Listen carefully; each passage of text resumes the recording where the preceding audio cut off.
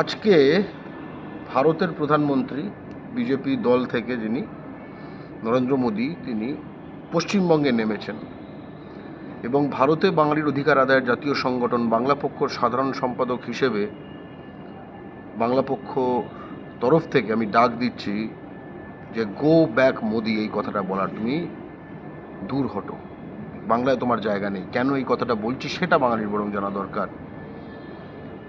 প্রধানমন্ত্রী নরেন্দ্র মোদীর প্রধানমন্ত্রিত্বকালে পশ্চিমবঙ্গের বাঙালিকে হিন্দু মুসলমান নির্বিশেষে ভারতে বিজেপি শাসিত রাজ্যগুলিতে বাংলাদেশি বলে অকথ্য অত্যাচার করা হচ্ছে এবং সেই অত্যাচার পর্যায়ক্রমে বাড়ছে এবং সে সম্বন্ধে নরেন্দ্র মোদী একটুও মুখ খোলেননি। মুখ খোলা তো দূরের কথা, এগুলো তাদের নির্দেশে হচ্ছে, কারণ তারা পশ্চিমবঙ্গের বাঙালি জাতিকে ভারতবর্ষে একদম কোণঠাসা করে আসলে ধ্বংস করে দিতে চান।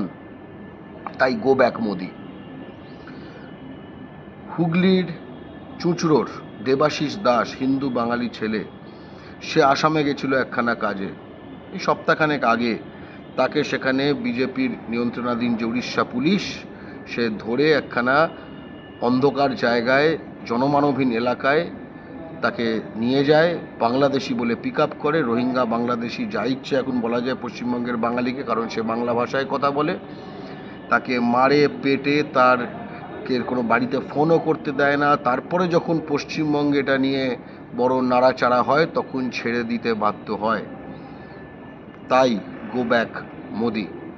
মোদির নিজের রাজ্যে গুজরাটে, যেখানে অনেক বাঙালি স্বর্ণকার কাজ করেন, সোনার কাজে, সেখানে মা সারদা হিন্দু হোটেল থেকে শুরু করে বিভিন্ন জায়গায় গুজরাট পুলিশ রেড করেছে বাংলাদেশি খুঁজতে, রোহিঙ্গা খুঁজতে, এবং অকথ্য অত্যাচার চালিয়েছে। অর্থাৎ গুজরাটের মাটিতে, নরেন্দ্র মোদীর নিজের রাজ্যের মাটিতে সুভাষচন্দ্র বসু এবং ক্ষুদিরাম বসুর মাতৃভাষায় লেখা সাইনবোর্ড থাকলে এখন আপনি ফরেনার বলে দিচ্ছে নরেন্দ্র মোদীর রাজ্যের পুলিশ।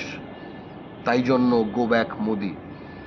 আরতি ঘোষ কোচবিহারের, এবং আরও হাজারো নাম, উত্তম ব্রজবাসী, সেও কোচবিহারের, তাকে বিজেপি নেতৃত্বাধীন আসামের সরকার ফরেনার বলে ঘোষণা করেছে এবং তাদেরকে চিঠি পাঠিয়েছে যে তোমরা চলে যাও, সারেন্ডার করো এশিয়ার বৃহত্তম ডিটেনশন ক্যাম্পে, তারপরে সেখান থেকে ডিটেইন করে তারপরে তোমাদের বাংলাদেশে পাঠিয়ে দেওয়া হবে।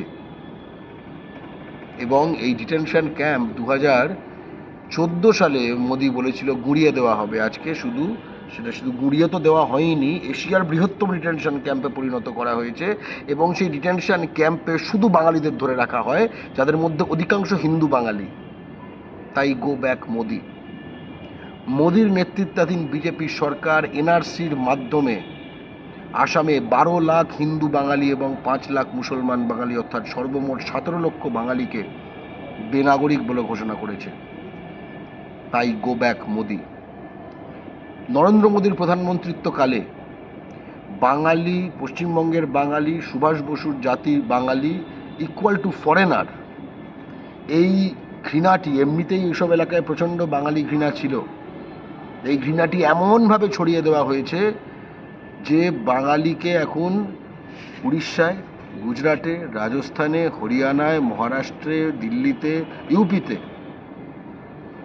ওখানে বিজেপির নিয়ন্ত্রণাধীন পুলিশ এবং ওখানকার বজরং দল ইত্যাদি ভিএইচপি এইসব গ্রুপ ধরছে, মারছে, পিটছে, লুট করছে।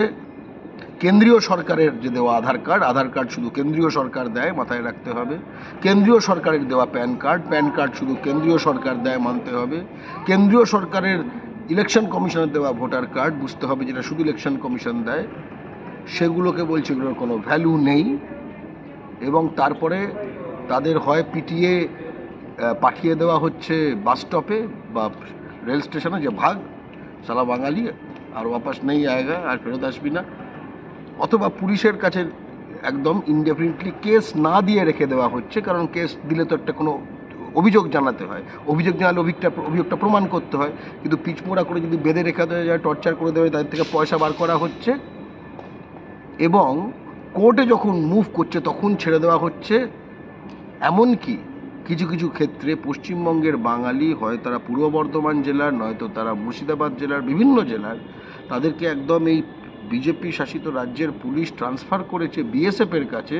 তারপরে ত্রিপুরার আখাউড়া বর্ডার থেকে তাদের পুশ ইন করা হয়েছে বাংলাদেশে। পূর্ব বর্ধমানের লোক, সে বাংলাদেশের জানে না, এবং তারপরে যখন কেস করে বোঝা যাচ্ছে সে আসলে ভারতীয়, তখন বিএসএফ তাকে ফেরত নিতে বাধ্য করেছে। অর্থাৎ এই পুরো প্রক্রিয়ায় আসলে ভারতে পশ্চিমবঙ্গের বাঙালিদের অপহরণ করে ফরেনার বলে অন্য রাজ্যে ঠেলে দেওয়া হচ্ছে।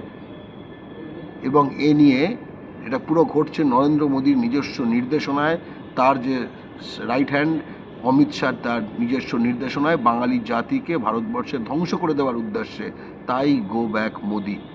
খুব স্পষ্টত, আপনি যদি বাঙালির সন্তান হন ভারতবর্ষে, আপনার ধমনীতে যদি ক্ষুদিরাম বসুর রক্ত, চিত্তরঞ্জন দাসের রক্ত, সুভাষচন্দ্র বসুর রক্ত, রবীন্দ্র নজরুলের রক্ত যদি বহমান হয়, তাহলে আমার সঙ্গে আপনিও গলা তুলে বলুন, গো ব্যাক মোদি।